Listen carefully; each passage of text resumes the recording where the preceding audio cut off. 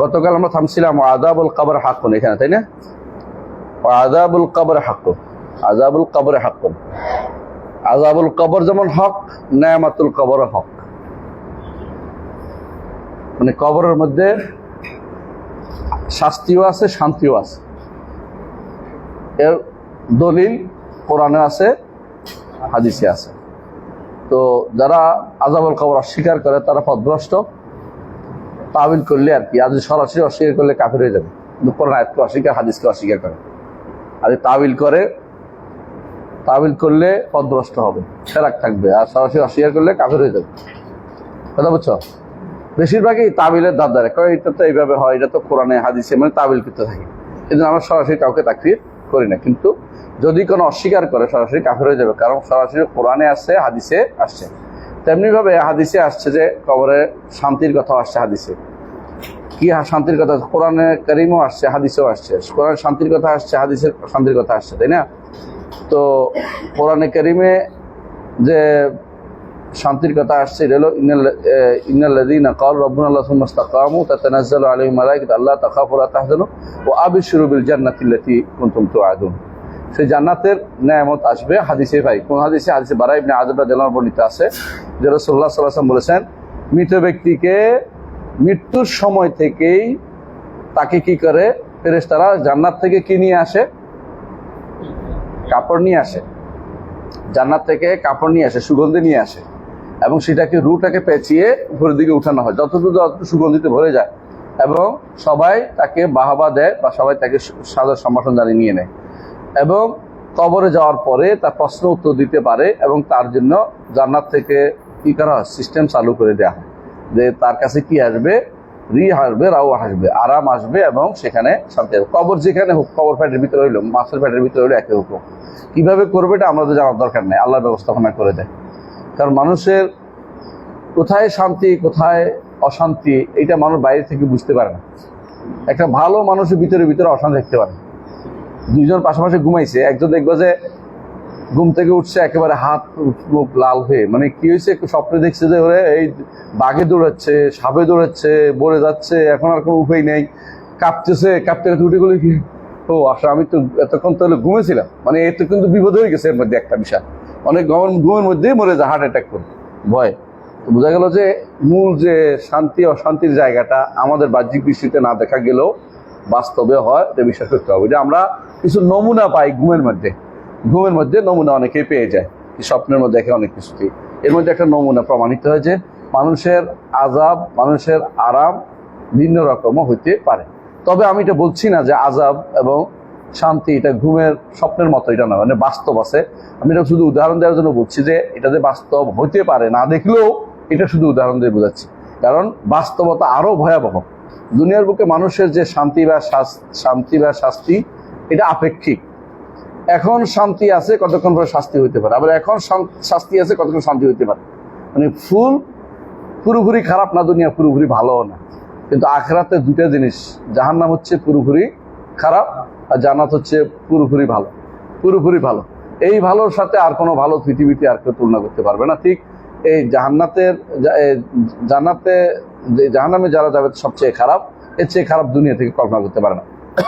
এটাকে বলে শাররুন মাহাদ। জাহান্নাম হচ্ছে শাররুন মাহাদ, আর জান্নাত হচ্ছে খায়রুন মাহাদ। খায়রুন মাহাদ, মিম হা দাদ মাহাদ, শুধুমাত্র ভালো, শুধুমাত্র খারাপ। এর মাঝামাঝি কিছু আর নাই, মাঝামাঝি কিছু নাই। ভয় আযাব হবে, না কি হবে? আরাম পাবে। দুইটার একটা, আযাব পাবে না আরাম পাবে। এর মাঝখানে কিছু থাকবে না। মাঝখানে যারা থাকবে তারা শেষ পর্যন্ত কোথায় যাবে? জান্নাত। এরা কারা? আরাফে যারা থাকবে তারা। সুতরাং কবর আযাব হক। কবর আযাবের ব্যাপারে কোরআনে যা বলেছে তা সত্য, হাদিসে যা বলেছে তা সত্য। কবর আযাবের ব্যাপারে যে সমস্ত জিনিস আছে, কি দিয়ে আযাব দেওয়া হবে, কখন আযাব দেওয়া হবে, কখন আযাব বন্ধ হবে, এই বিষয়ে সবই হক। কবর আযাব বিভিন্ন কারণে বন্ধ হয়ে যায়, বিভিন্ন কারণে। কবর আযাব বন্ধ হওয়ার কারণ কি? এক নম্বর হচ্ছে দোয়া। মৃত ব্যক্তির জন্য যে 40 জন দোয়া করে, হ্যাঁ, কোনো বর্ণনা 40 জন আসছে, কোনো জামাআতুল মিনাল মুসলিমিন আসছে, 100 জনের কথা আসছে। অথবা যারা শিরিক করে না তারা দোয়া করলে আল্লাহ কবুল করেন, তার কবর আযাব মাফ হয়ে যায়। আবার তার পক্ষ থেকে সাদাকা জারিয়া করলে হয়, তার জন্য হজ উমরা করলে হয়, গুনাহ মাফ হয়ে গেলে তো হলো। আর গুনাহ মাফ হয় হাসানাত, কিছু হাসানাত রেখে গেছে সাদাকাতুন জারি, এগুলি দিয়েও গুনাহ মাফ হয়ে যায়। তো কবর আযাব বিভিন্ন কারণে মাফ হয়। এক নম্বর হচ্ছে ব্যক্তি নিজে সাদাকা জারি রেখে গেছে এগুলির কারণে, অথবা ব্যক্তির জন্য মুসলিমরা দোয়া করেছে সেই জন্য, অথবা ব্যক্তির জন্য মৃত্যুর পরে মানুষ দোয়া করেছে সেই জন্য, মৃত্যুর পরে দোয়া করেছে সেই জন্য বিভিন্ন কারণে কবর আযাব কি হয়ে যায়, মাফ হয়ে যায়। কবর আযাব যদি একবার মাফ হয়ে যায় কোনো ইমানদারের, তো আর দ্বিতীয়বার আযাব হবে না। এটা ইমানদারের জন্য বিশেষ সৌভাগ্যের বিষয়, যে সে কারণ আল্লাহ তাআলা গফুর রাহিম, তিনি সবচেয়ে বড় দয়ালু, এই জন্য বান্দার উপরে দ্বিতীয়বার আযাব দিবেন না। একবার যদি মাফ পেয়ে যাও, দ্বিতীয়বার তিনি বেঁচে গেলেন। একজন কবর, এই জন্য ওসমান রাদিয়াল্লাহু আনহু কবরে বসে কাঁদতেন। কেন কাঁদতেন? আউয়ালু মানাজিল আখিরা, এটা যদি ভালো হয় সব ভালো, এটা খারাপ হলে সব খারাপ। এটা যদি কোনো কারো মাপ না হয়, হাসরের মাঠ পর্যন্ত এটা গড়ায়, তো সে ব্যক্তির মতো হতভাগা আর কেউ নেই। মানে হাসরের মাঠ পর্যন্ত শাস্তি পেতে হচ্ছে, হাসরের মাঠের পরেও শাস্তি পেতে হচ্ছে, জাহান্নামে যেতে হচ্ছে, কত বড় পাপিষ্ঠ হইতে পারে। মানে তার তওবা কবুল হয় নাই, এটা বড় বড় ধরনের তার তওবাটা কি হয় নাই, কবুল হয় নাই। তো বড় ধরনের একটা বিপজ্জনক একটা অবস্থা।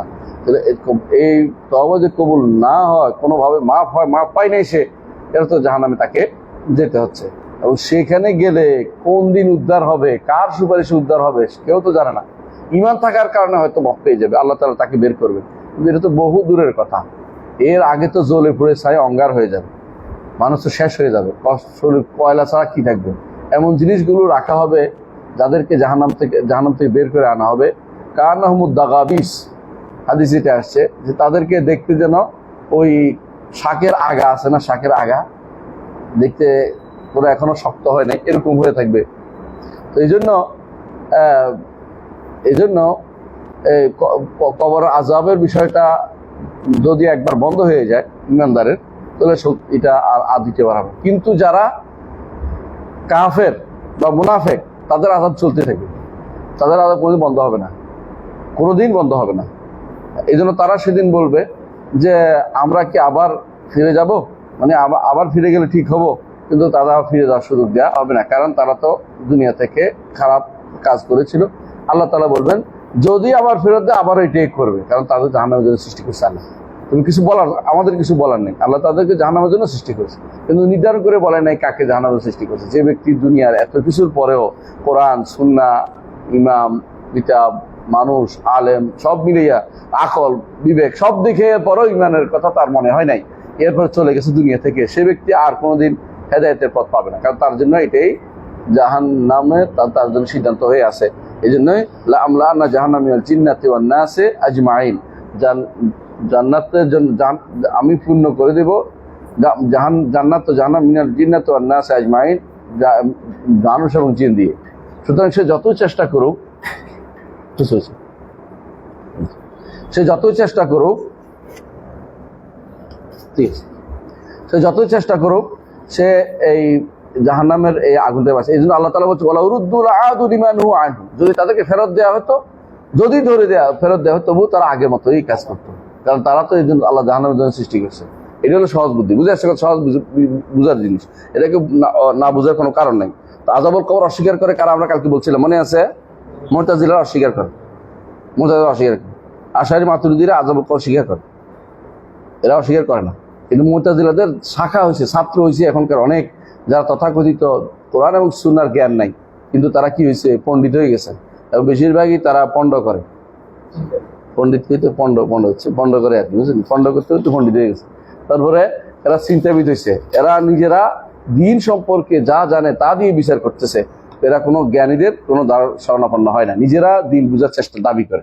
অথচ তাদের ফিল্ডে কেউ কথা বললে তারা বলে যে আপনি তো পড়েননি, তারা যে আমাদের ফিল্ডে পড়ে নাই দিন, এই কথা তাদেরকে বোঝাবে কে? আচ্ছা, তাহলে আমরা আযাবুল কবর সম্পর্কে জানতে পারলাম। ওয়া মুনকারুন ওয়া নাকির হাক্কুন, মুনকারুন নাকিরুন হাক্কুন। মুনকার নাকির কারা? কবরে যারা প্রশ্ন করে, মুনকার ও নাকির, মুনকার ও নাকির দুইজন। আমরা ভাগ করার দরকার নাই কে মুনকার কে নাকির, এটা না, দুইজনের প্রশ্ন করবে, কিভাবে করবে বিস্তারিত আমরা জানি না। এই মুনকার নাকির সহ আমরা দুইটা নাম জানতে পারলাম, যে ফেরেশতাদের অনেকগুলো নাম জানা যায়নি, কিছু নাম জানা গেছে মাত্র হাতে গোনা। কি কি নাম জানা গেছে? জিবরিল, মিকাইল, ইসরাফিল, মালাকুল মউত। কি নাম? মালাকুল মউত তো গুণ, মালিকুল মত গুণ, তিনটা নাম গেছে, মালিক, মালিক, তারপরে মুনকার নাকি, হ্যাঁ আর কি তো বলছি, আর কি আছে রে? হারুত মারুত। হারুত মারুত আসলে, হারুত মারুত আসলে ফেরেশতা না। বিশুদ্ধ মতে তারা দুইজন হচ্ছে মালাকাইনি, রাজা, তার রাজা ছিল। এগুলো বিশুদ্ধ মত আমি মনে করি, এই জন্য হারুত মারুতকে নাম না ধরাই ভালো। দুই রাজা ছিলেন, ওমা উনজিলা আলাল মালাকাইনি, মালিকাইনি, দুইটা রিওয়ায়াত আছে, কেরাত সাবঈয়া আছে 7 কেরাতের মধ্যে। এই জন্য বিশুদ্ধ মত যেটা, যে সমস্ত কাহিনী বর্ণনা করা হয় যে এরা জাহারা ফেরেশতা, এর পতা ইয়া হয়ে গেছে, এগুলো বানোয়াট কথা। ওই যে হ্যাঁ কোন নারীর সাথে তার কি সম্পর্ক করছে ফেরেশতা, এগুলি কোনোভাবেই গ্রহণযোগ্য। এই ইসরায়েলি বর্ণনা, ইসরায়েলি বর্ণনা আমাদের আকীদা দরকার নেই। তো হারুত মারুত নিঃসন্দেহে যদি বলি যে ফেরেশতা, আপত্তি নেই, কিন্তু বেশিরভাগ রিওয়ায়াত মত মনে করা হয় যে হারুত মারুত দুইজন রাজাই ছিলেন। মালিকাইনি মানে কি, রাজা, মালাকাইনি হইলে ফেরেশতা, বুঝেছ? তো সেই হিসেবে হোক। আর কি জানা আছে? আর কি আছে?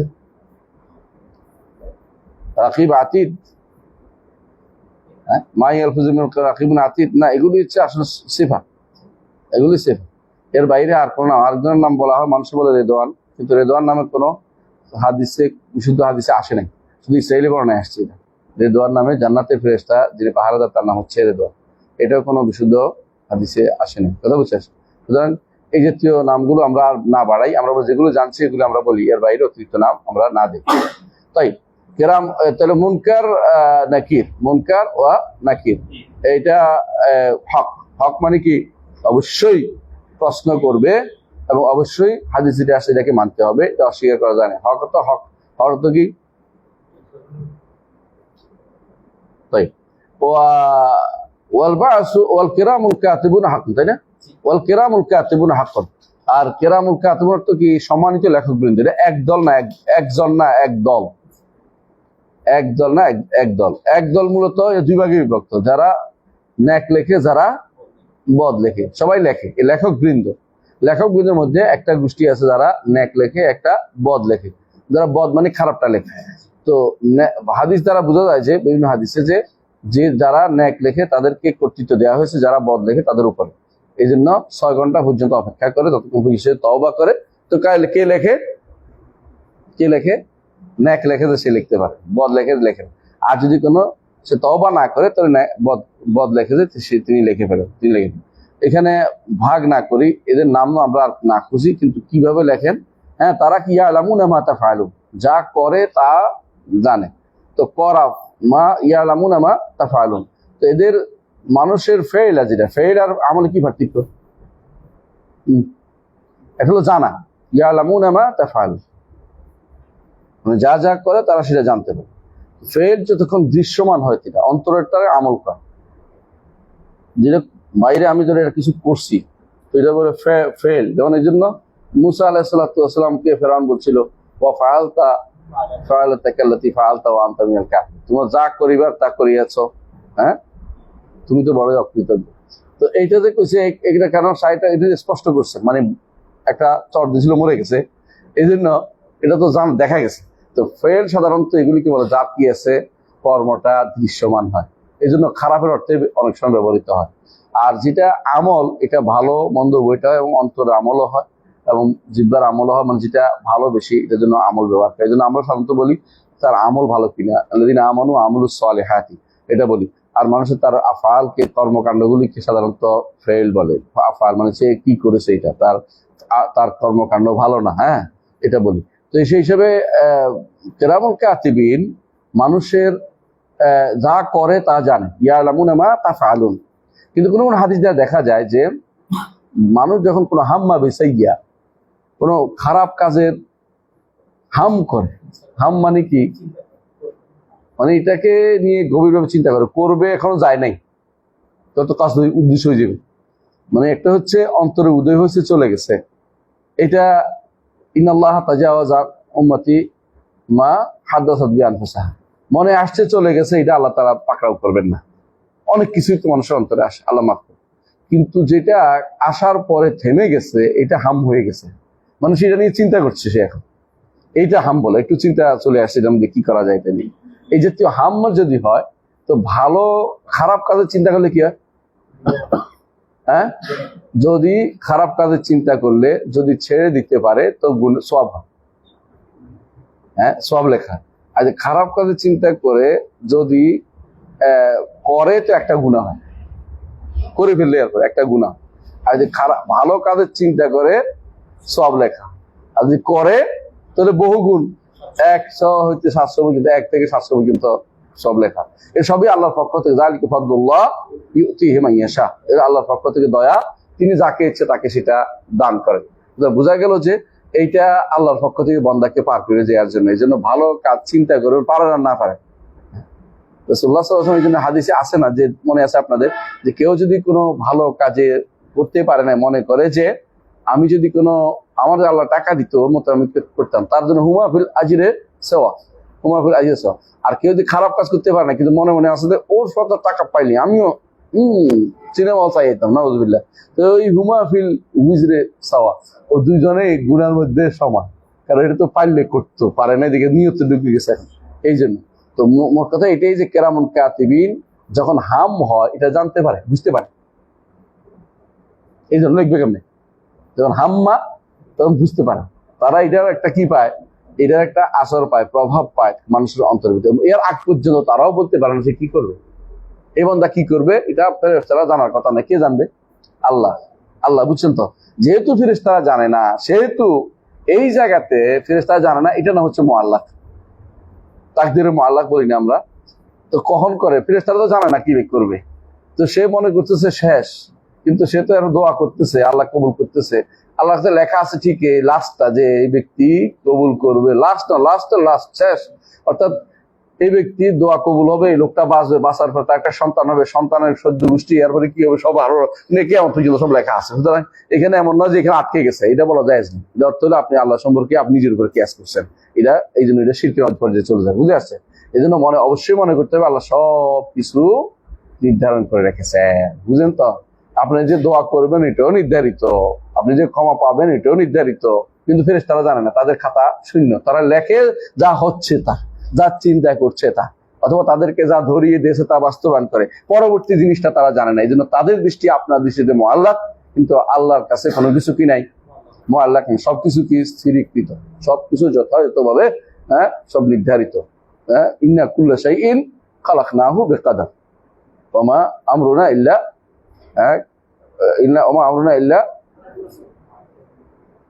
ইল্লা ওয়াহিদাতুন। শব্দটা বাদ দিয়েছেন কেন? ইল্লা ওয়াহিদাতুন কালামহিল বাসার, লামহিল বাসার, ওয়া মা আমরুনা ইল্লা ওয়াহিদাতুন কালামহিল বাসার।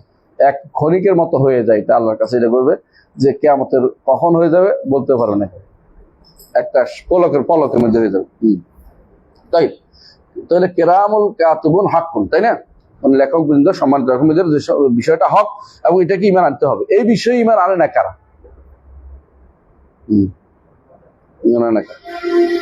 সব ফালাসিফারা, এটা আল্লাহর উপর ঈমান, ফেরেশতার উপর ঈমান। ফেরেশতা বলতে তারা কি বুঝে জানেন? ফেরেশতা বলতে তারা কি বুঝে জানেন? ফালাসিফারা, দার্শনিকরা ফেরেশতা মানে না, ওটা দেখি না।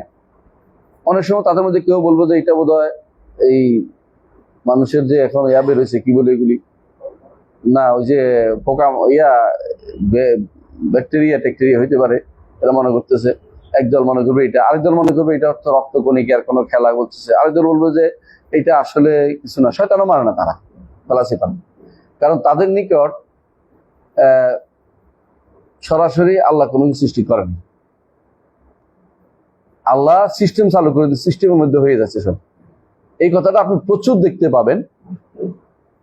যারা কিউএফ লোকেশন, কিউএফ কোরআন রিসার্চ ফাউন্ডেশন, কিউআরএফ, এই এর প্রত্যেকটা মধ্যে দেখবেন যে সে সবকিছু সিস্টেম চালু করে দিচ্ছে, মানে এটা সিস্টেম করছে, আল্লাহ করে নাই। তার বড় সমস্যা হচ্ছে তাকদীরে মাসলা, তাদের সমস্যা হয়, তারা কোথাও শুদ্ধ আকীদা আসতে পারে না। এই জন্য সলফে সালিহিন বলতেন যে আল কাদরু নিজামুত তাওহীদ, তাওহীদের শৃঙ্খলা রক্ষা করে তাকদীর। তাকদীর যদি কোনো ভুল হয়ে যায়, এই তাওহীদের কোনো ঠিক হবে না। তার এই জন্য তাকদীর মাসলা আমরা পড়াইতে চাই বেশি, আর আলোচনা করতে চাই। এটার উপরে বইটা যদি বের হয়ে যায়, ইনশাআল্লাহ আপনারা ভালো কিছু পাবেন। কারণ এটা বুঝতে হবে যে তাকদীরের মাসলার সাথে অনেক কিছু জড়িত। এরা কি করছে, মনে যখন বলে যে আল্লাহ এটা করছে এটা করছে, বিশ্বাস করতে চায় না। কেন? বিশেষ করে তাদের কাছে আল্লাহ হয়ে যাচ্ছে, বাধ্য হয়ে যাচ্ছে। এই জন্য তারা এটা সিস্টেমে, আল্লাহ সিস্টেম করছে, সিস্টেমে চলবে। মানে আল্লাহর উপর থেকে দোষ ছড়ানো চিন্তা করে আল্লাহকে কি করেছে, হ্যাঁ, মুআত্তাল করে দিছে, অকেজো করে দিছে। মানে আল্লাহ কি আর কোনো কাজ করে না, আল্লাহ কিছু করে না। এরা সিস্টেমের উপর নির্ভর করছে, বুঝছেন তো? মানে আল্লাহ এটা করছে, এটা করছে, করে আল্লাহ সিস্টেম করছে। দেখুন আপনি অনুবাদগুলি পুরোটা পাবেন এরকম, প্রত্যেক জায়গাতে এরকম পাবেন। অনুবাদ ভয়াবহ বিভ্রান্তিতে ভরা তার অনুবাদ, কিন্তু মানুষ এটাকে জায়গা জায়গা, তার পয়সা আছে দেখে তার ঘরে ঘরে প্রচার করতে জায়গা জায়গা দিতেছে। এগুলো এবারে কথা বলা আপনাদের দায়িত্ব, কারণ আমরা একদিন থাকবো না, কিন্তু বলবে কে? দিন কিন্তু নষ্ট করতে হয় এই দুই জায়গায় আক্রমণ করলে শেষ। একটা হচ্ছে আল্লাহ সংক্রান্ত আকীদা, একটা তাকদীর সংক্রান্ত আকীদা। এই দুই জায়গাতেই এরা পথভ্রষ্ট, কাদারি, জাবারি, তারপরে ফলাসিফা, তারপরে হ্যাঁ জাহমিয়ারা, মুতাজিলারা, আশারিরা, মাতুরিদি, দুই জায়গাতে বরবাদ, দুই জায়গাতে বরবাদ। কথা বুঝছেন তো? কারণ কেউ জাবারি হয়েছে, কেউ কাদারি হয়েছে, কাদারি হয়েছে। মূলে ফিরে তারা ঘুরে ফিরে এটা কোনোভাবে স্বীকার করতে রাজি নাই যে আল্লাহ সব নির্ধারণ করছে, তার মধ্যেও আমল করাটা নির্ধারণ করছে। তারা এই দুইটার মধ্যে সমন্বয় করতে পারেন, একটার সাথে একটা সবসময় বিরোধ তাদের মাথার ভিতরে আছে। এইটা থেকে বাঁচার জন্য তারা কি করে, ওই নতুন এক কথা জারি করছে, দেখি আমরা করব বলে আল্লাহ লিখছে। মানে আল্লাহ কোনো কিছু লিখে দেন, আমরা করব বলে আল্লাহ লিখছে। এটা যখন বলবে এর অর্থ কি? আল্লাহ আমাদের মুখাপেক্ষি। কথা বুঝছেন তো? মানে আল্লাহ আসলে এই অথচ এটার পক্ষে দলিল দিতে পারবে না, এটার পক্ষে কোনো দলিল একটাও নাই। রসুল, সাহাবায়ে কেরামকে রসুল কি বলেছেন? সবই নির্ধারিত। সাহাবায়ে কেরাম রসুল কাজ করবো কেন? কাজটাও নির্ধারিত। তুমি কাজ করবে ওইটাও নির্ধারিত, তুমি চাও আল্লাহর কাছে ওইটাও নির্ধারণ করতে। তুমি যে কাজ করতে পারবা এটার উপর আল্লাহ শুকরিয়া আদায় করো, না করতে পারলে তুমি তওবা করো। গুনাহ হয়ে গেলে আর যদি বিপদ হয়ে যায়, বলো যে আল্লাহ আপনি লিখছেন, আপনি যা লিখছেন সঠিক কাজ করেছেন, আপনার উপর কথা বলার আমার কোনো কিছু নাই। লা ইউসাল্লু আম্মা ইয়াফআলু ওয়া ইয়াফআলুন। তাই তাহলে একটু বুঝে আসছে তো? হ্যাঁ, এরপর ওয়াল বাসু, হ্যাঁ বলেন, ওয়াল বাসু মিন বাদিল মাউত হাক্কুন। এখানে ওনারা যে জিনিসটা, মৃত্যুর কথা তো আলাদা করে উল্লেখ করার দরকার নাই। তো সাধারণত মানুষ মৃত্যুর পরে কবর, মুনকার নাকির এগুলি বলার পরে কিরামান কাতিবিন, এগুলো তো দুনিয়াতে হয়, বুঝছেন না? এবং এরপরে বাসু মিন বাদিল মাউত হাক্কুন, মৃত্যুর পরে পুনরুত্থানটা হক। মৃত্যুর পরে পুনরুত্থান নিয়েই আরবের মুশরিকরা অস্বীকার করত, আরবের মুশরিকরা অস্বীকার করত মৃত্যুর পরে পুনরুত্থান। এখনো একটা বিশাল সংখ্যক মানুষ মৃত্যুর পরে পুনরুত্থানের সঠিক বিশ্বাসী না। আল্লাহ কোরআনে কারীমে এই জন্য যারা বেশি কাফের তাদেরকে বলছে তারা আখিরাতে বিশ্বাসী না। যারা আখিরাতে বিশ্বাসী তারা কাফের হইতে পারে না, যে আবার আমাকে জবাবদিহি করতে হবে। আল্লাহ তাআলা এই জন্য বলছে, আলা ইয়াযুন্নু উলাইকা আন্নাহুম মাবউসুন লিয়াউমিন আযীম ইয়াউমা ইয়াকুমুন নাসু লিরাব্বিল আলামিন। যেই ব্যক্তি ওজনে কম দেয়, হ্যাঁ, ওয়াইলুল লিল মুতাফফিফিন আল্লাযিনা ইফতালু আলা নাসি ইস্তাওফুন ওয়া ইযা কালুহুম আও ওয়াজানুহুম ইখসিরুন। আল্লাহ এরপর কি বলছেন? আলা ইয়াযুন্নু উলাইকা আন্নাহুম মাবউসুন। কেমনে বলছে? এই কাজটা যে করছে তারা কি একটু চিন্তা করে না যে আল্লাহর সামনে আবার তার দাঁড়াতে হবে? তো দুনিয়ার বুকে যারাই অপরাধে লিপ্ত আছে তারা দুই শ্রেণীর। একটা তো এটাতে গাফেল, এই বিষয়টা তার মনে আসতেছে না, আখিরাতের কথা। হারাম খাওয়ার সময় মনে আসতেছে না, সুদ খাওয়ার সময়, ঘুষ খাওয়ার সময় মনে আসতেছে না, হ্যাঁ, জিনিসপত্র আটকে রেখে দাম বাড়ানোর বিষয়টা তারা যা করছে দেখাইছে না আপনাদেরকে, এমনকি পেট্রোল সহ করছে, হ্যাঁ, অকটেন আটকে রেখে দাম বাড়াইছে। এগুলি কিন্তু তারা সবই আখিরাতকে চিন্তা করে করেনি, তাদের টাকার দরকার, এটাই কথা। এটা দুই রকম, একটা হচ্ছে সে গাফেল, গাফেল, এরা অপরাধী। আর যারা এটাকে আখিরাতের কথা স্মরণ করার পরেও এটাকে কোনোভাবেই কিছু হবে না, বা এখানে আসলে কি হিসাব দিতে হবে কিনা এই চিন্তা তাদের নাই, তারা কি বড় ধরনের গুনাহে লিপ্ত। আর যারা মনে মনে আছে যে ওখানে আসলে কি আছে নাকি, বাস কাফের, এরকম চিন্তা হলে কাফের। আমি সুবহানাল্লাহ একদিন একজনকে বললাম যে প্রভিডেন্ট ফান্ডের সুদটা বন্ধ করে দিয়েছে, তো আমাকে বলতেছে তোমার সুদটা আমাকে দিয়ে দাও। ইউনিভার্সিটি টিচার, মানে সে যে আখিরাতে বিশ্বাস করে প্রমাণিত হইলো। মানে এরকম তাদের কাছে যদি আপনি বলেন ভালো করে কোনো কিছু হারাম বলেন, ওটা আমি দেখবো ওই সময়, তুমি আমার দিয়ে দাও, এটা মানে হারাম খাবে সে, কোনো কথা নেই। এরা আসলে আখিরাতে বিশ্বাসী না। এই জন্য আল্লাহ কোরআনে কারীম বারবার এই জিনিসটা তুলে ধরেছেন যে যারা এটা করে তারা আখিরাতে বিশ্বাস করে না, আখিরাতের ঈমান রাখে না। এই জন্য আখিরাতের ঈমানটা খুবই জরুরি। এই জন্য আখিরাতের ঈমান থাকলে দুনিয়ার বুকেই মানুষ শিরক করতে পারবে, কারণ সে জানে যে কার সামনে ঘুরতে হবে, আল্লাহর সামনে। কবর যাবে, মাজারওয়ালা যাবে, পীরের কোনো কাজে লাগবে? যারা বলে হাসরের মাঠে কেউ জাহাজ নিয়ে আসবে। আর শুধু সুবহানাল্লাহ, ওরা একটু বলছে মুরিদে আরো বাড়াই ফেলছে, মুরিদে বলতেছে তিনি স্বপ্নে দেখছেন কি, হাসরের মাঠে একটা গোষ্ঠী লম্বা লাইন দাঁড়িয়েছে, বলে এরা কারা, বলে এরা সরমনের ফির মুরিদ। তো মানে বলছে যে তো আমি তো মুরিদ না, তো তুমি কে, তুমি তো আসতে পারবে না, কারণ আমি ওনাদের ভালোবাসি। তো তুমিও দাঁড়া, মানে বাইরে গেছে, মানে দুনিয়া হয় আপনাকে মুরিদ দিতে পারো, তাদের ভালোবাসতে। সবচেয়ে বিভ্রান্ত হলে পীর মুরিদেরা, বিভ্রান্ত হলো পীর মুরিদেরা, এরা অন্যদেরকে বিভ্রান্ত বলে। এ দেখবেন যে আমরা যদি সারিনের কথা বলি না, স্পষ্ট আমাদের বিরুদ্ধে দাঁড়িয়ে যাবে দেহবাদী, ওইটা বলতে থাকবে, নাম ধরে আমাদের গালিগালাজ করতে থাকবে, আমার নাম দিচ্ছি না। এদের বেশিরভাগই বিভ্রান্ত। মদিনে পড়লেও অনেকে আছে দেখলাম যে বিভ্রান্ত, মদিনে পড়ে এসে পীরের মুরিদ হয়েছে। মানে মানুষ যখন বিবেককে কারো বন্ধ দিতে হয় তো পীরের মুরিদ হয়, বিবেক যে বন্ধ দিতে হয়। মানে সে যে কোরআন হাদিসের বিরুদ্ধে বলতেছে, বলতে আর পারবে না, কারণ পীরের কাছে কিরকম হইতে হয়, মৃত মানুষ যেমন গোসল দেওয়ার লোকের মতো গাছালের কাছে সামনে থাকে, এরকম হইতে হবে। আপনার যা ইচ্ছে তা করে। পীরে মগা, মগা পীর, হ্যাঁ পীরে মগা না সাজ্জাদ। হ্যাঁ, যদি কি পীর যদি কোনো তোমাকে বলে মদ দিয়ে ইয়া সাজা ইয়া বিজয়ী ফেলো তোমার বিছানা ইয়াকে নামাজের মুসল্লাকে, তাহলে সেটাও করো। এটা প্রমাণ দিছে কি জানেন তো, আপনাদের চরের তাদের এক বেটার কাছে মুড়িদে ছিল, মুড়িদে বাড়ি যায় না, বাড়ি না গেলে বুঝোস না কি হয়, হুজুর আমি তো বাড়ি যাইতে পারছি না, তুই যা বেশাখানায় যা। যাই দেখেছে ওখানে নাকি তার বউরে ওরা ধরে নিয়ে চলেছে। তোর তো বল, তুই ধরে এত দেরি করলি কি জন্য, তোর বউ আরেকজন ধরে নিয়ে আসার জন্য দেরি করলি কি জন্য, তুই পীরের কাছে বসে আছিলি কি জন্য, তোর বসে থাকতে কে কইছে পীরের কাছে বসে থাকতে। মানে এগুলো সবই ভণ্ডামি। এদের ভণ্ডামি যদি কোনো কেউ না বুঝে তো পীরেরা সারা দুনিয়া চষে বেড়াবে। এজন্য পীর দেখলেই বুঝবেন যে এটা শয়তান। ইসলামে কোনো পীরগিরি নেই, এটা সবচেয়ে বদমাইশ জাতি হচ্ছে পীর জাতি।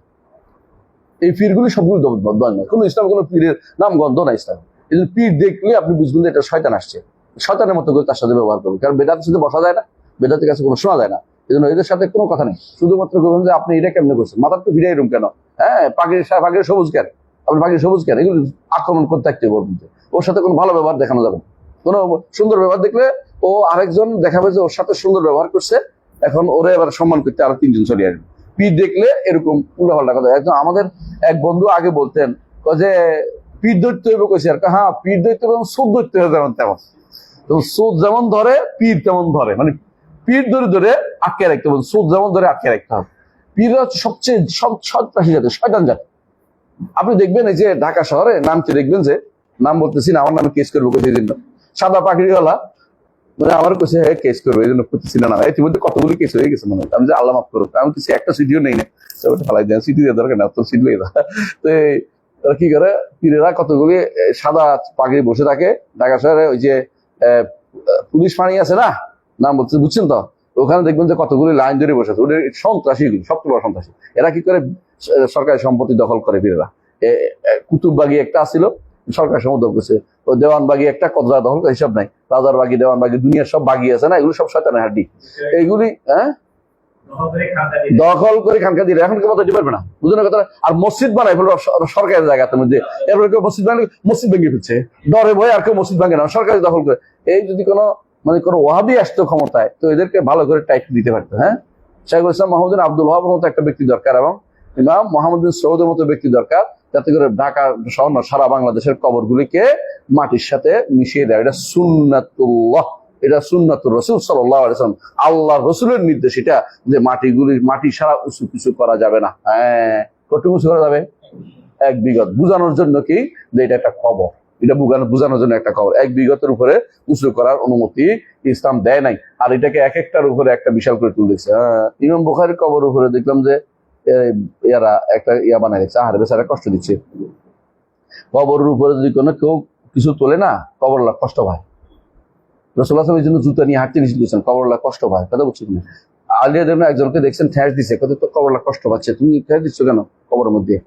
কবরলা উপরে যদি কোনো কিছু তুলে দেওয়া হয় না, কবরলা কষ্ট পায়। আর এরা লোহা লক্কর দিয়ে বানাই দিচ্ছে, উপরে দিয়ে কি থেকে বানাই উপরে দিচ্ছে, সবগুলি কবরলা পিঠের গায়ের উপরে পড়তেছে, এত কষ্ট পাচ্ছে বেচারা। যদি কোনো ভালো মানুষ হয়, আর যদি খারাপ হয়, আল্লাহ তারা আযাব দিচ্ছে, আপনি কোনটা দিচ্ছেন, তারা এটা আপনি চিন্তা ভাবনা করে দেখবেন, বুঝেন না কথাটা। এগুলি আসলে ইসলামে বৈধতা নেই। হ্যাঁ, তাই বলে অমুক তমুক এরা সরের দুই হুজুর আছে না, সিনা মোনাই, ওই হুজুররা যদি কোনো মনে করে যে আমরা তো এরকম করি না, ওটা তো মরা মানুষেরা করে না, জীবিত মানুষেরা তো পীর মানে আল্লাহ বানিয়ে বলছে, এক একজন গায়েব জানে মনে করতেছে, পীরে গায়েব জানে মনে, পীরে যদি গায়েব জানে মনে করে কি হবে? ইমান শেষ। কথা বুঝছেন না? যে ব্যক্তি বলতেছে যে পীরের মুরিদের কোথায় পাঠাইছে, ব্যবসাখানায় পাঠাইছে, হে কেমনে বুঝছো? আরে কি ফেরেশতায় নাজিল নাকি এর কাছে? মানে শয়তান মিথ্যা কথা বানাইছে। এটা বানাইয়া মানুষদেরকে বিভ্রান্ত করার জন্য, যে পীর যা বলে তার শুনবে, কোনো কথা নেই, এর মাথাটাকে বিক্রি করে দিছে, এটাই কথা। সুতরাং মনে রাখবেন যে মৃত্যুর পরে জীবনটা সত্য। হ্যাঁ, মৃত্যুর পর বাস পুনরুত্থিত হবেই হবে। বালা অরব্বি জাম আল্লাযিনা কাফারু আল্লাহ বালা অরব্বি লাতুবাসুন, আল্লাহ বালা ওয়ারাব্বি লাতুবাসুন, আল্লাহ শপথ করে বলছে, আল্লাহর চেয়ে বড় সত্য কথা আর কি? আল্লাহ সত্য কথা বলছেন। ওমান আসদাকু মিনাল্লাহি কিলা ওমান আসদাকু মিনাল্লাহি হাদিসা। সুতরাং মৃত্যুর পরে পুনরুত্থান সত্য।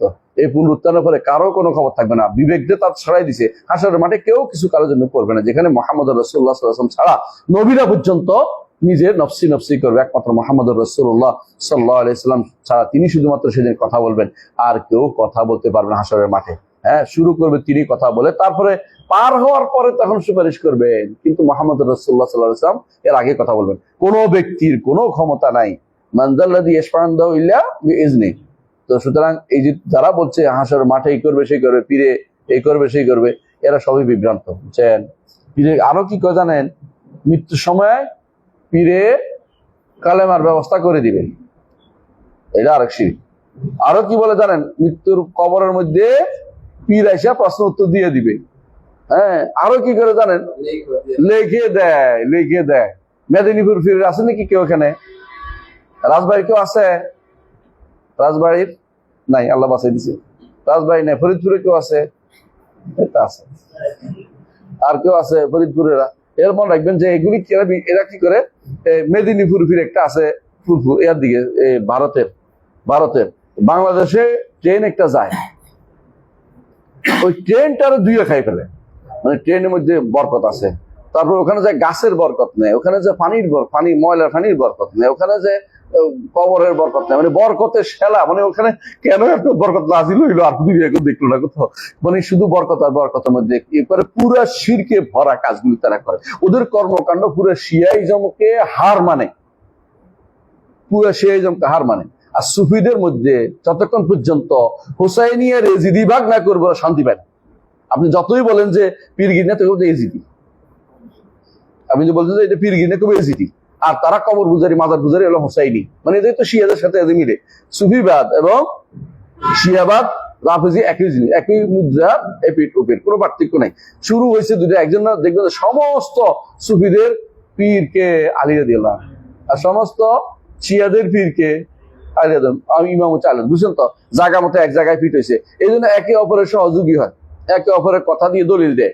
40 শিয়ারা পালন করে, দেখছেন না প্রমাণ? দেখছেন না? ইরানে দল পদভষ্ট যে এদের জন্য 40 পালন করছে কদিন আগে। শিয়ারা সুন্নিরা কি করে?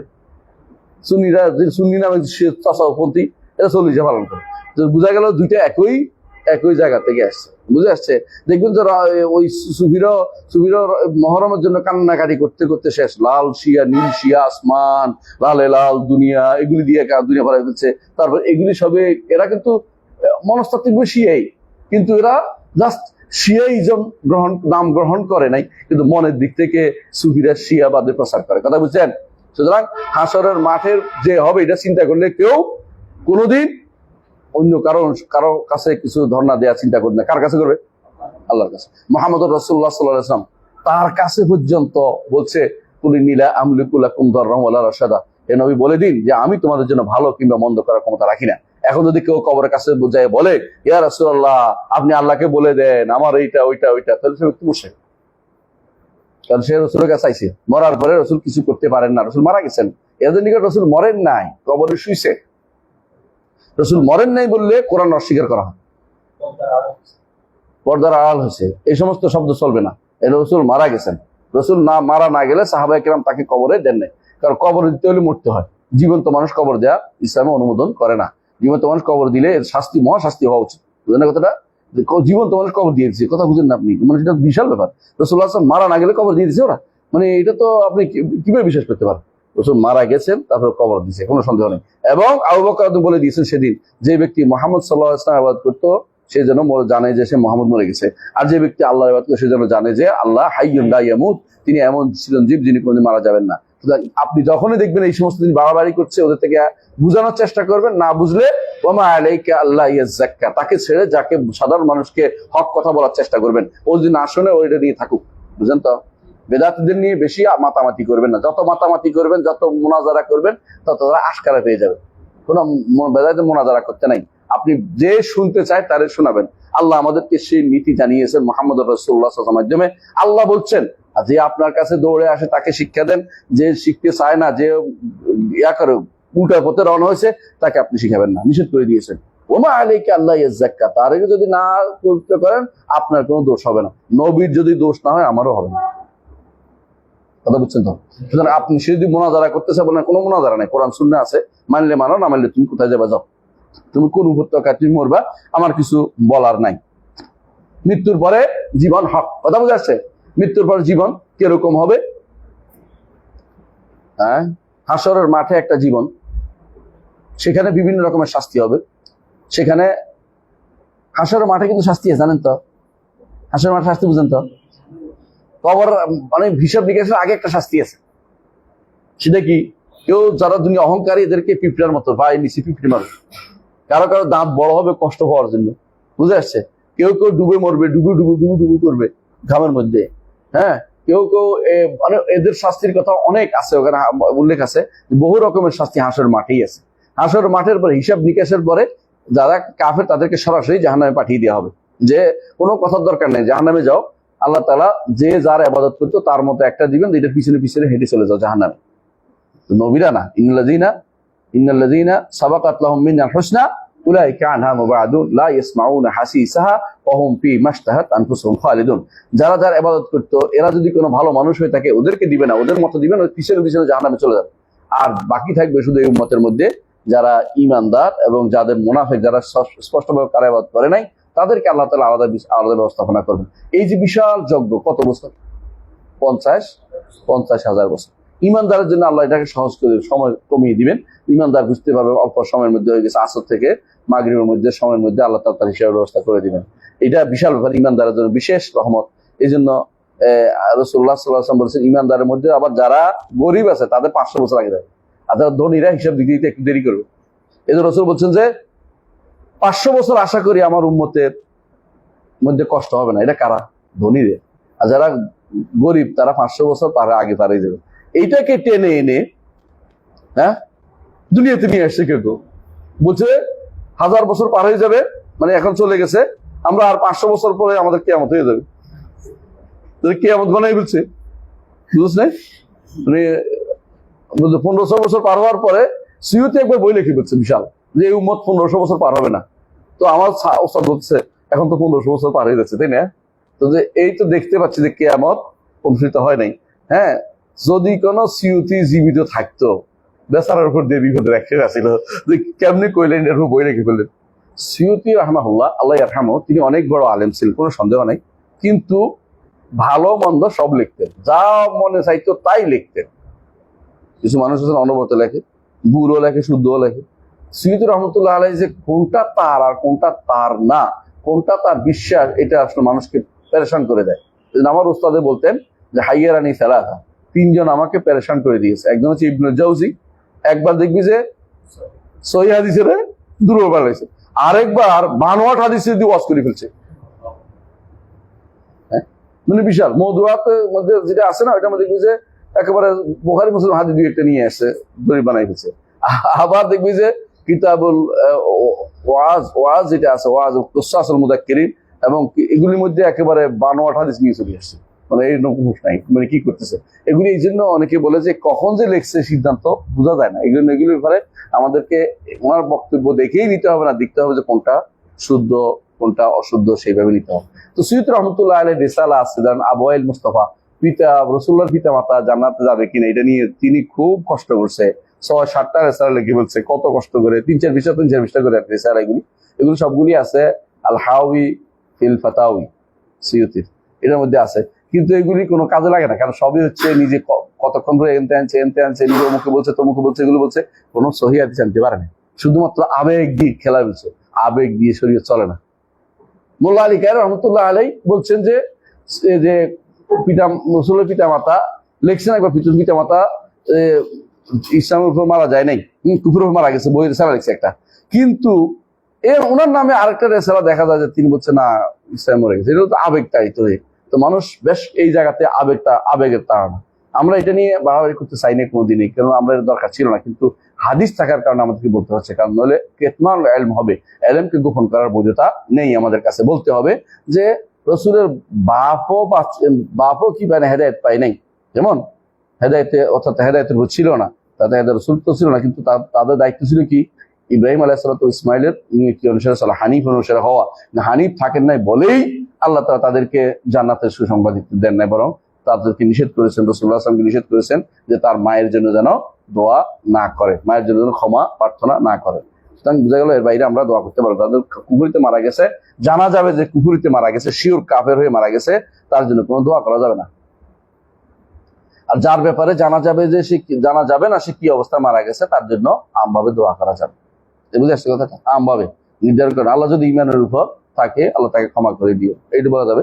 কিন্তু আল্লাহ অমুকের মাফ করে দেওয়া, দেখবেন যে আপনি যার জন্য মাফ চাইছেন সে মহা মুশরিক, বহু বড় মুশরিক। হ্যাঁ, তাই ওয়াহাল কাবায়ের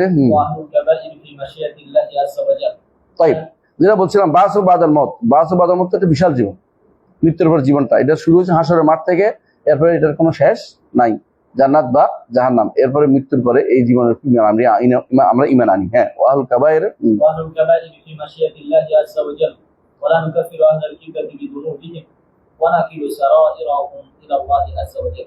আহুল কাবায়ের ফি মাশিয়াতিল্লাহ আযজা ওয়া জাল, যারা কবিরা গুনাহ করছে, কবিরা গুনাহ মানে উদ্দেশ্য হচ্ছে এখানে যারা শিরিক করে নাই এবং বড় শিরিক করে নাই এবং নিফাক করে নাই এবং বড় কুফর করে নাই, যদি এই তিনটা করে তাহলে কবিরা গুনাহ হচ্ছে বড়।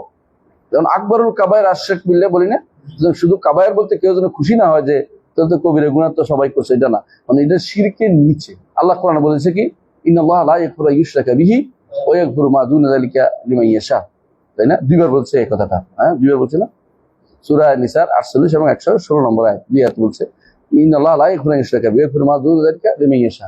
আল্লাহ তাআলা ক্ষমা করবেন না যারা তার সাথে শিরিক করে, কাউকে ক্ষমা করবেন। এমনকি নবীদের সম্পর্কে বলছেন ওয়ালাউ আশরাকু লাহাবাতা আনহুম মা কানু ইয়ামালুন, যদি তারা শিরিক করতো, নবীদের অনেকের কথা উল্লেখ করে বলছেন, তাহলে তার সমস্ত আমল ধ্বংস করে দিতাম।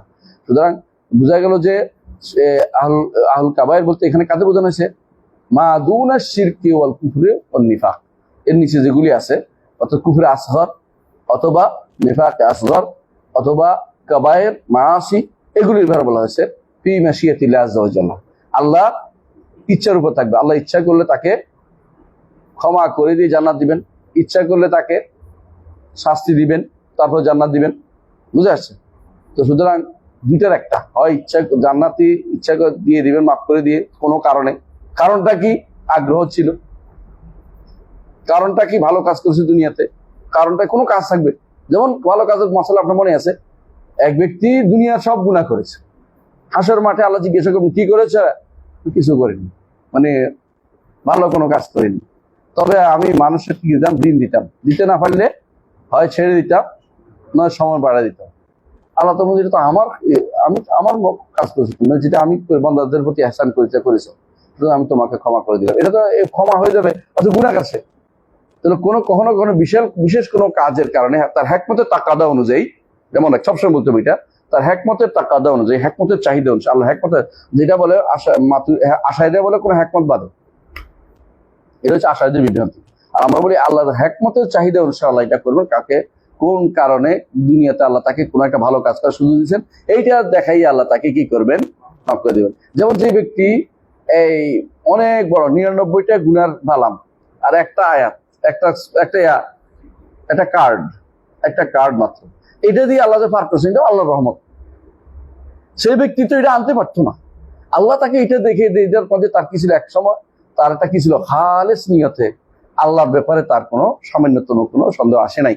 একান্তভাবে যখন লা ইলাহা ইল্লাল্লাহ শর্ত পূরণ করে লা ইলাহা ইল্লাল্লাহ রোকন পূরণ করে সে ব্যক্তি বলতে পেরেছে, আল্লাহ তাকে সেদিন পার করে দিবেন। হাদিস বুঝে আসছে তো? বোঝা গেল যে আল্লাহ তাআলা হাশরের মাঠে কবিরা গুনাহগারীকে হয় বিশেষ তার হিকমতের তাকাদা অনুসারে দুনিয়াতে যে কাজ করিয়েছেন সেটা দিয়ে আল্লাহ তাকে পার করে দিবেন, অথবা তাকে শাস্তি দিবেন। কিন্তু কবিরা গুনাহগার চিরস্থায়ী জাহান্নামী। কথা বুঝছেন তো? চিরস্থায়ী জাহান্নামী হবে না। আচ্ছা, এরপর একটা বলছে ওয়ালা নুকাফিরু আহলাল কিবলাতি বিযুনুবিহিম ওয়া নাকিলু সারাইরাহুম ইলাল্লাহ আযজা ওয়া জাল্লা।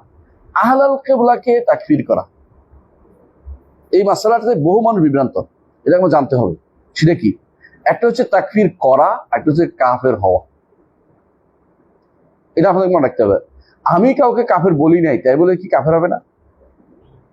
অনেকের কাছে ছোট্টখাটো এই মাসালাটা বুঝে আসে না। অনেকে বলে তো কাফের হবে কেন? সুবহানাল্লাহ, কাফের তো হয়েই রয়েছে। আমার বলার বিষয়টা তো হচ্ছে হুজ্জত কায়েমের মাসালা। আমার বলার কাউকে বলো, কিন্তু কাফের হয় অনেক মানুষ কাফের হয়ে রয়েছে জগতে, কিন্তু আমি তাকে কাফের বলতে পারছি না। কেন?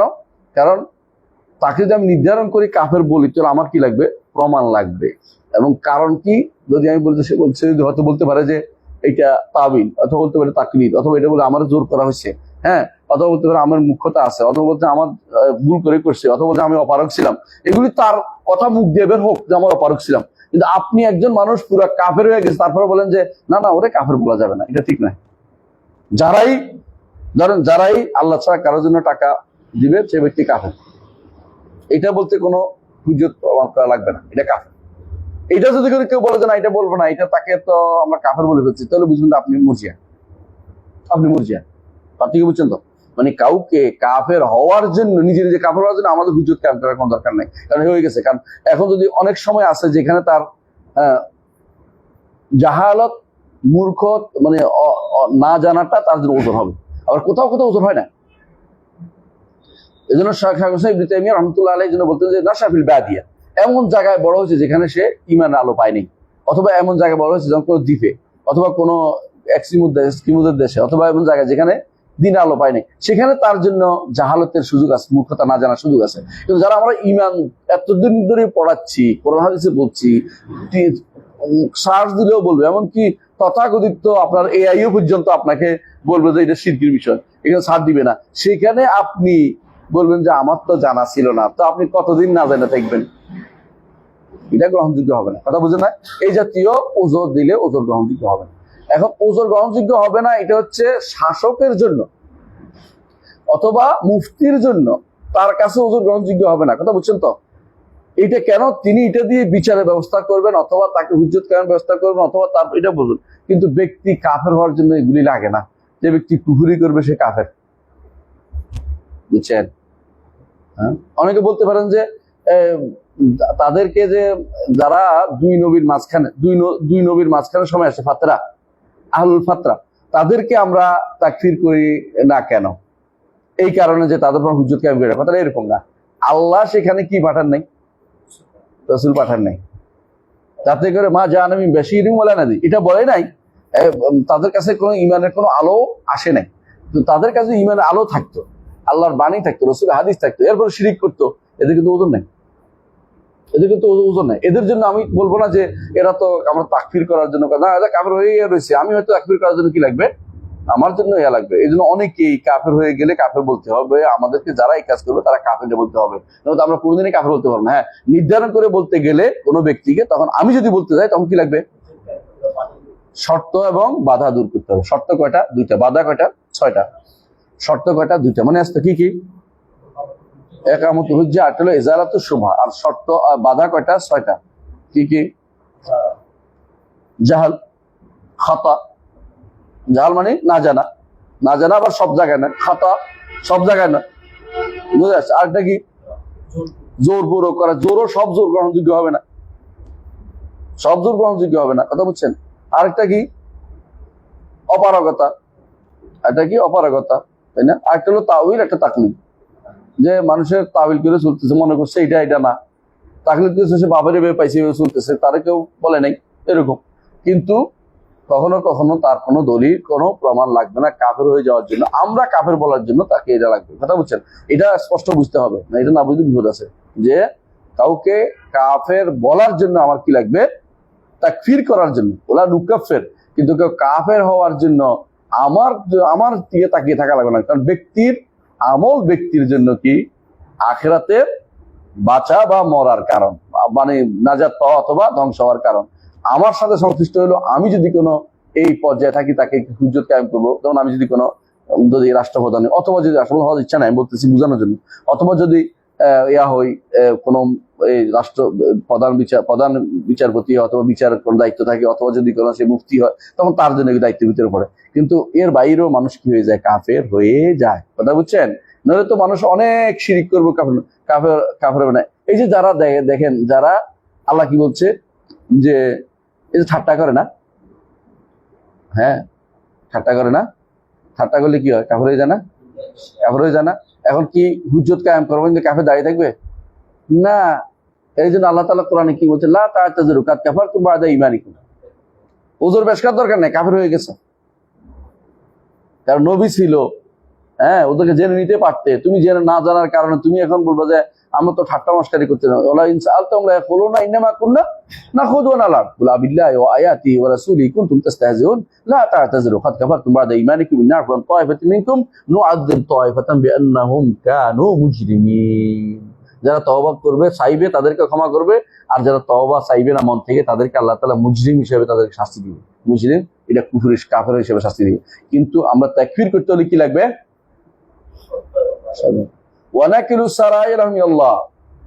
তাদের গোপন বিষয়টা আল্লাহর কাছে না, অর্থাৎ যেটা প্রকাশ্য হবে এটা।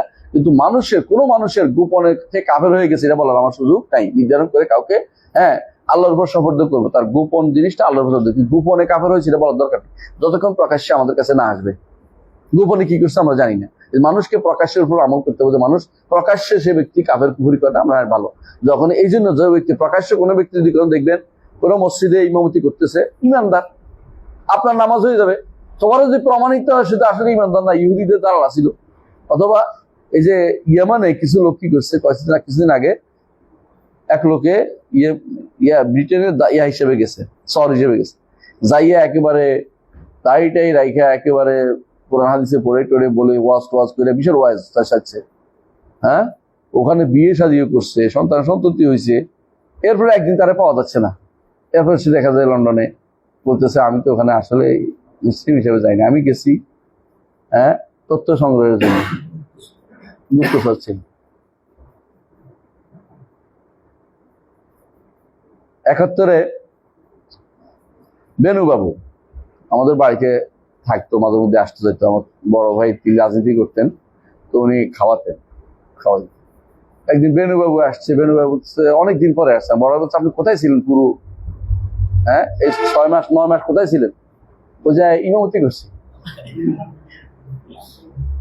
তো কেমনে করছে? তোর থেকে না শুনছিলাম সূরা ফাতিহা কেমনে পড়তে হয়, ফালাক ইখলাস পড়ে বলছি, মুখস্থ করছি, ইমামতি চালা দিচ্ছি। কেন কেউ আশেপাশে কেউ হুজুর সব ধরে নিয়ে গেছে, আর কেউ নাই, ফালাই গেছে, আমি আর মানুষগুলো ইমামতি করছি। তো খাওয়াইছে দাওয়াইছে, বুঝছিস তো?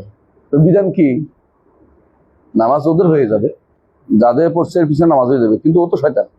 তাই বলে ও কাফের হইলেও যারে জানি না তারে কি করতে হইব, তার সম্পর্কে আমার খোঁচাখুচির দরকার না, আমার সালাত হবে।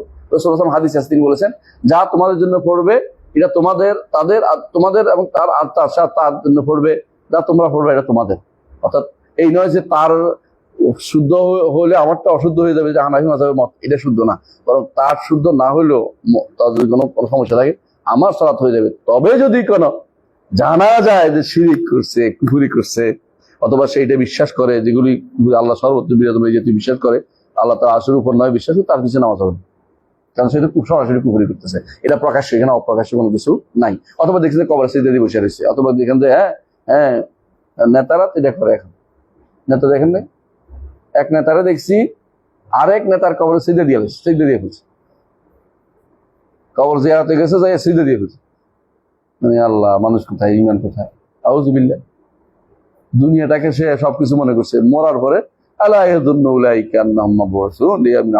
তারা কি মনে করে না তারা পুনরুত্থিত হবে ইয়াউমিন আযীম, বড় একদিনে, ইয়াউমা ইয়াকুমুন নাসু লিরাব্বিল আলামিন, যেদিন মানুষ আল্লাহর সামনে দাঁড়াবে। এই চিন্তা তার মাথায় নাই, এই তাদের মাথায় নাই। তাই এরপরে পড়েন আসলে দেখেন এখান থেকে আহলুল কাবায়ের থেকে শুরু করে এগুলো হচ্ছে মানহাজি আলোচনা। কি আলোচনা? মানহাজ বুঝেন কিনা? মানহাজ হচ্ছে যেগুলো পদ্ধতি, যেগুলির কারণে আকীদা বিশ্বাস শুদ্ধ থাকে, আর এগুলি যদি পরিবর্তন হয় আকীদা বিশ্বাস নষ্ট চলে আসে। বুঝে আসছে কথাটা? এখানে যারা বলে আহলুল কাবায়ের সম্পর্কে, এরা কি বলে? আহলুল কাবায়ের সম্পর্কে এরা কি বলে? মুতাজিলা কি বলে? দুনিয়ার বুকে ফি মানজিলাতিন বাইনাল মানজিলাতাইন, দুই স্তরের মাঝখানে এক স্তরে আছে, আর আখিরাতে চিরস্থায়ী জাহান্নামী। খারেজিরাও বলে দুনিয়াতেও জাহান্নামী হইয়া রয়েছে, আখিরাতেও জাহান্নামী। বুঝলেন তো? আমাদের দেশে কেউ কেউ দেখা যায় বলে 3 গুনার কারণে কবিরা গুনাহ 3টে হইলে সে কি করবে? চিরস্থায়ী জাহান্নামী হবে। এটা না বুঝার কারণ হচ্ছে এরা আসলে আহলুস সুন্নাহ ওয়াল জামাতের প্রতিনিধিত্ব করে না, এ ভুল করছে। বুঝলেন না কথাটা? এরা ইলম থাকতে হয় কথা বলার আগে। আহলুল কাবায়ের, এই উম্মতের মধ্যে আহলুল কাবায়ের যারা, তারা কোনো কারণে শিরক এবং কুফর নিফাকের নিচে যে কোনো গুনার কারণে কি হবে না, তাদেরকে চিরস্থায়ী জাহান্নামী বলা যাবে না। এরা কি হয়েছে বলছে, একটা হলো মিরাসের মাসালা, একটা হলো কিসের কতলের মাসালা, একটা হলো সুদের মাসালা। এই জাতীয় মাসালাগুলো তারা কি করে তাকফির করতে থাকে। এগুলো আসলে কোনদিন ঠিক না। মানে বলতে হবে যে এগুলি খালেদিন অর্থ হচ্ছে বহু, মানে খুলুদ অর্থ হলো মুকসে তওয়িল, লম্বা টাইম তারা থাকবে। ইল্লা মাশাআল্লাহ, আল্লাহ যদি কাউকে ক্ষমা করে দেয় কোনো কারণে, তুমি কি করবে? তোমার কি করণীয় আছে? তোমার কিছু করে না। এই জন্য কাউকে বলবেন না চিরস্থায়ী জাহান্নামী, কোনোদিনই বলা যাবে না। ওই অর্থের অনুবাদ যদি হবে না, আপনাকে মানহাজ আকীদা পড়তে হবে। এই জন্য মানহাজ না জানার কারণে তারা এই জায়গাতে ভুল করে। হ্যাঁ, মনে রাখবেন এটা। তারপর পড়েন, হ্যাঁ, তারপর হচ্ছে ওরা নুকাফির আহল কাবলাতি বিজুনুবিহিম, এটা কারা করে? তাকফির বিনা বিজুনুব খারিজরা করে, খারিজরা করে। ওয়া নাকিলু সারাইহুম মিনাল্লাহ, তাই ওয়া নুকিম, হ্যাঁ,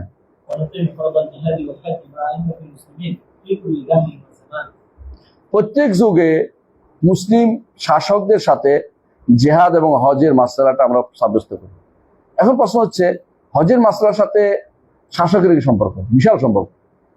হজের মাসআলার সাথে যেমন সৌদি আরবের শাসকের সম্পর্ক আছে, আরব সৌদি আরব না বললে পছন্দ, আপনার পছন্দ না হলে মক্কা মদিনার শাসক তো বলতে হবে না।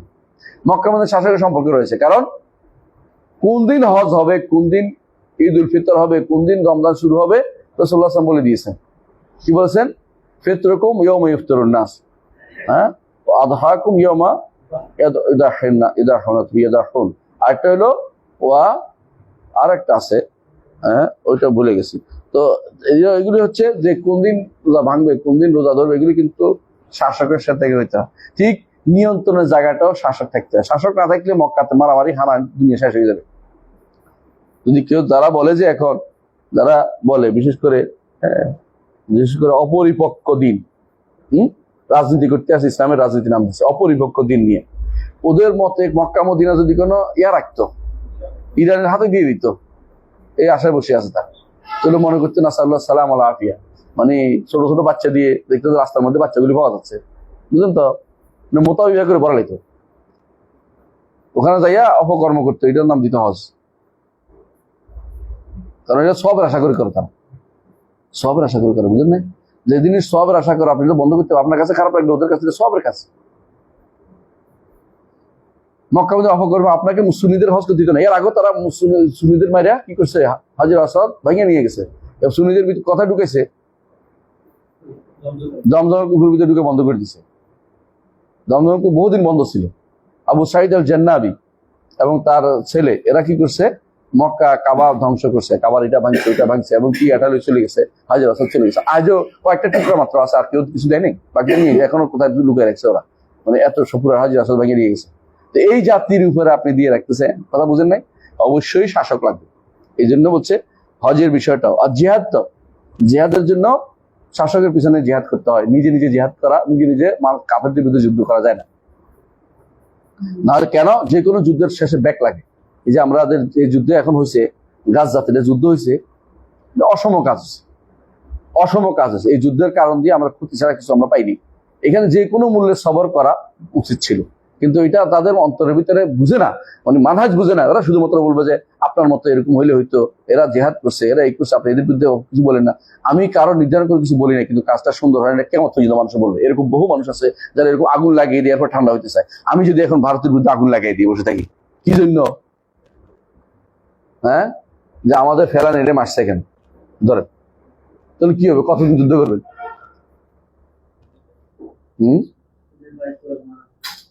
কতক্ষণ যুদ্ধ করতে পারবেন? কতক্ষণ? 5 ঘন্টা পারবেন না? 5 ঘন্টা অনেক না? 5 ঘন্টা অনেক। আপনি বুঝতে হবে যে আপনি কতটুকু পারেন। আপনার দেশে কিছুই নেই। তা আপনি যদি কোনো শুরু করেন তো আরো বরবাদ। কি করবেন? জনগণ মারবে, এদের সময় সব মারা পড়বে। তা আপনি পাগলামি করবেন কি জন্য? কেউ না আমি জিহাদ করতেছি, জিহাদ তো আপনার কোনো মধ্যে নেই। জিহাদ বুঝে ওই ব্যক্তি তার উচ্চারণ করতে হয়, না করতে পারলে আল্লাহ আপনাকে আপনার থেকে এটা কি কিছু ফরজ ইয়া করে দিচ্ছে। আপনি এটার পিছনে দৌড়াচ্ছেন কেন? আল্লাহ তো আপনার ফরজ করে দেন না এটাকে। কারণ হচ্ছে ফরজ করেছেন কার সাথে? মাল মাল মা আইমাতিল মুসলিমিন। দেখছেন তো, এটাকে আমি ওয়াহাবিরা বানাইছি নাকি আমি আমরা কি এরা বানাইছে, দালালরা বানাইছে, কয় যাক $1 যার অনুসারী করতেছে। এটা কার কথা? এটা ইমাম আবু যুর আর রাজির কথা। ইমাম আবু যুর আর রাজি তো আর ওয়াহাবি ছিল না, তাই না?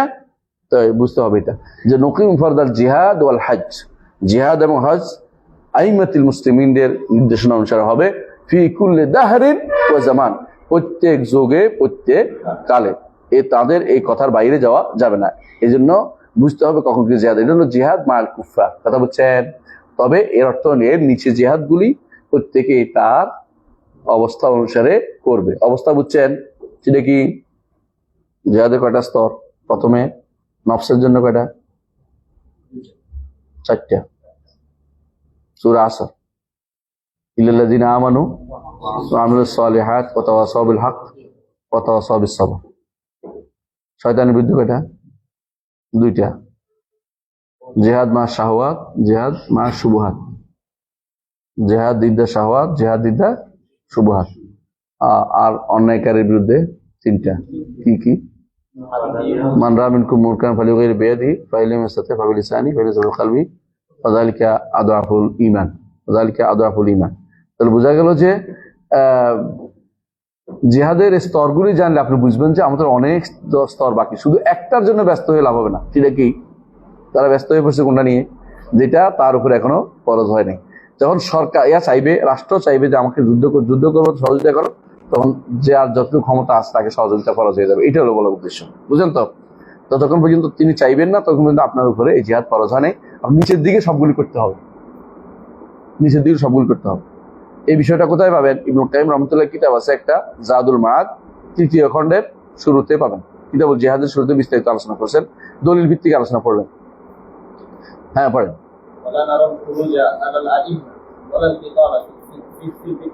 এটাও কিন্তু মানহাজি কথা, আগেরটা বুঝছেন তো? এটাও মানহাজি। আগের জায়গাতে জিহাদ করে কারা? এরকম খাওয়ারিজরা, নাজদিয়াতরা মনে করে, খাওয়ারিজদের অনেকগুলো ফেরকা আছে। নাজদিয়াতরা মনে করে যে ইমাম লাগে না, রাষ্ট্রপ্রধান লাগে না, এমনি দেশ চলে, কোন রাষ্ট্র লাগবে না, কোন রাষ্ট্রপ্রধান লাগবে না, দেশ এমনি চলে। খাওয়ারিজদের একটা গোষ্ঠী, সুফরিয়া একটা গোষ্ঠী, খাওয়ারিজদের আবাদিয়া একটা গোষ্ঠী। আবাদিয়ারা ইমাম মানে, কিন্তু অন্যরা ইমাম লাগে না মনে করে। এই জন্য তারা আলী রাদিয়াল্লাহু আনহুর বিপরীতে বসেছিল। যে তখন তারা কেন মানে নাই নাজদিয়াতরা? তারা মানে বলছে আমাদেরকে ইমাম লাগবে না, এই জন্য তাদের নির্দেশে কোনো ইমাম ছিল না, নির্দেশে কোনো ইমাম ছিল না। অর্থাৎ শাসকের পিছনে যুদ্ধ লাগবে। তারা যুদ্ধ করতো কেন? এক একটা যুদ্ধ করতো যে হাজ্জাজও ভয় পাইতো, এত বেশি যুদ্ধ করতো তারা পরবর্তী আর কি। আর আলী রাদিয়াল্লাহু বিরুদ্ধে তারা যুদ্ধ করেছে, এদের কোনো নির্দিষ্ট কোনো নেতাকে মানে নাই, প্রত্যেককে যুদ্ধ যুদ্ধ যুদ্ধ। এখনো তাই। কেউ কেউ মনে করে যুদ্ধ করলেই হলো, আমাদের কোনো সুনির্দিষ্ট শাসকের দরকার নেই। কেউ কেউ আছে এমন শাসকের পিছনে আছে, শাসক তোরা পোড়া পাহাড়ে লুকে আছে। কেউ কেউ এমন শাসক আছে যে শাসক হয়তো কোনোদিন সে কেউ চোখে দেখে নাই, যারা আবু মোহাম্মদ মাকদাসির অনুসারী, অথবা যারা আরেকটা কি নাম তৈমুল আদনান অনুসারী, আরেকটা আছে। এই তিনটি হচ্ছে, এগুলি হচ্ছে অন্ধকার জগৎ দিকে যুবকদেরকে নিয়ে যাচ্ছে। এরা সবচেয়ে বেশি বিভ্রান্ত। এদের কোনো কথা, ওয়াজ নসিহত কিছু শোনা যাবে না। আলহামদুলিল্লাহ এদের থেকে আল্লাহ তাআলা আমাদের কোনো এলেম নেওয়া জরুরি মনে করেন। আল্লাহ তাআলা আমাদের জন্য এলেমের জন্য আলেমদের, প্রকাশ্য আলেমদের দিয়েছেন। আপনি যে এলেম শিখতে চান, দেশীয় আলেম আছে, বিদেশি আলেম আছে। যদি কোনো বলেন যে আমি পিওর নিব, আলহামদুলিল্লাহ শেখুল আলবানী আছে, শেখ মাসুদ্দিন, শেখ আমাদের বিন বাজ রহমতুল্লাহ আলাইহি, সালেহ ফাউজান আছে, জীবিত মৃত, আলহামদুলিল্লাহ তাদের থেকে এলেম থেকে দিতে পারেন। কিন্তু আপনি না না না ঘুরে ফিরে কোথায় জানেন? যারা কেউ দেখেনি, এই অন্ধকার গলিতে যাওয়া তো জায়েজ নেই। অন্ধকার গলি কেন আপনি যাবেন কেন? কারণ তার মধ্যে মিলে গেছে কোন জায়গায় জানেন? যুদ্ধ, গোপনে একটা কিছু করা, গোপন সংগঠন করা ইসলামে বৈধতা নেই। দলিল ইবনে সিরিন রহমতুল্লাহ আলাইহি বলেছেন, যখন তুমি দেখবে যে কয়েকজন বসে মুসলিমদের বাদ দিয়ে কয়েকজন বসে গোপনে কোনো সংগঠন করতেছে, ফাআলাম আন্নাহুম আলা তাসিস দালালা, জেনে রাখো এরা পথভ্রষ্টতা বানাচ্ছে বসে বসে। এই জন্য এই জাতীয় সংগঠন, গোপন সংগঠন হারাম সম্পূর্ণরূপে।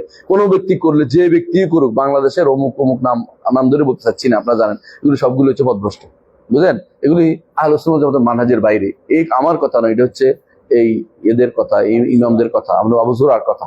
তাই ওয়ালা নারাল খুরুজ আল আইম্মা, আরেকটা বলছে যে আমরা ইমামদের বিরুদ্ধে বের হওয়া মত দেই না। না, নারা অর্থ মত দেই না, আমাদের মত নয় এটা, আমাদের মাযহাব না, আমাদের নীতি নয় এটা, আমাদের এটা উসুল না, মূলনীতি না যে আমরা ইমামদের বিরুদ্ধে।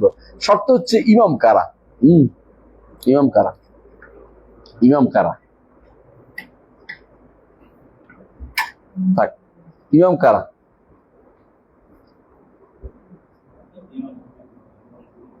ইমাম কারা? হ্যাঁ, মুসল্লির ইমাম, মসজিদের ইমাম না, মসজিদের ইমামের বিরুদ্ধে বের হতে মানা করা, এটা কেউ উদ্দেশ্য না। এখানে হইলো রাষ্ট্র যদি স্থিতিশীল হয়ে যায় তার বিরুদ্ধে বের হতে নিষেধ করেছে। রাষ্ট্র যখন স্থিতিশীল থাকবে তখন তার বিরুদ্ধে কাউকে বের হতে নিষেধ করা হচ্ছে, কথা বুঝেন? তবে রাষ্ট্রের প্রধান যে ইমাম হবেন তিনি মুসলিমদের ইমাম হতে হবে। যদি তিনি সরাসরি নিজে কাফের হন, কাফের ইমাম, তখন তার বিরুদ্ধে বের হওয়ার ব্যাপারটা মাসলাহাতের সাথে সম্পৃক্ত। মাসলাহাত দেখতে হবে যে আমি এটাকে সামাল দিতে পারবো কিনা, মাসলাহাত দেখতে হবে এটাকে সামাল দিতে পারবো কিনা।